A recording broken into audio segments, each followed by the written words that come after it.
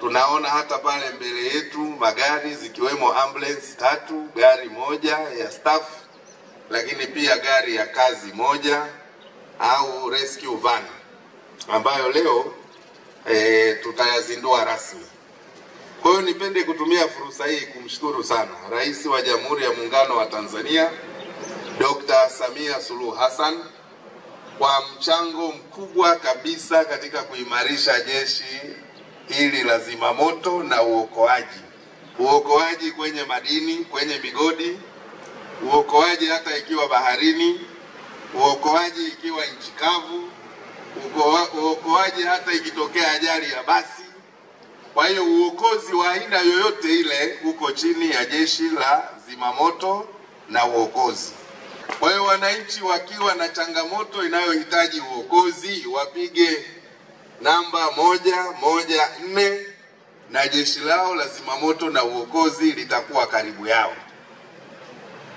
Lakini jambo jingine muhimu kabisa ni kwamba msukumo wa serikali ya Rais Samia umepelekea kipindi hiki cha awamu ya 6 kushuhudia wakuu wa vituo 4 vya mkoa wa Mwanza, yani airport, Misungwi, Ilemela na Nyamagana, vikiwa vinaongozwa na maafisa wa jeshi la zimamoto na uokozi, na vituo 3 yani Sengerema, Magu na Ukerewe vikiwa vinaongozwa na wakaguzi, lakini kituo kimoja tu cha Kwimba ndicho kinachoongozwa na askari.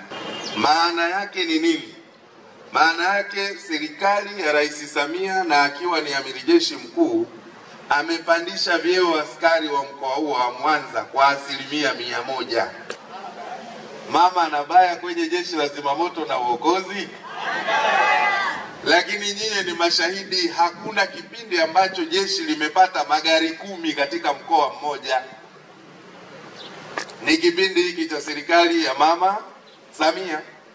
Endeleeni kutoa elimu kwa wananchi kuhusu namna sahihi ya vifaa ambavyo vinaweza kupelekea moto kutokea, kama vifaa vya umeme, majiko ya gesi, umuhimu wa kuweka vifaa vya kuzimia moto kwenye nyumba, majengo yetu, ofisi zetu, magari yetu na maeneo mbalimbali.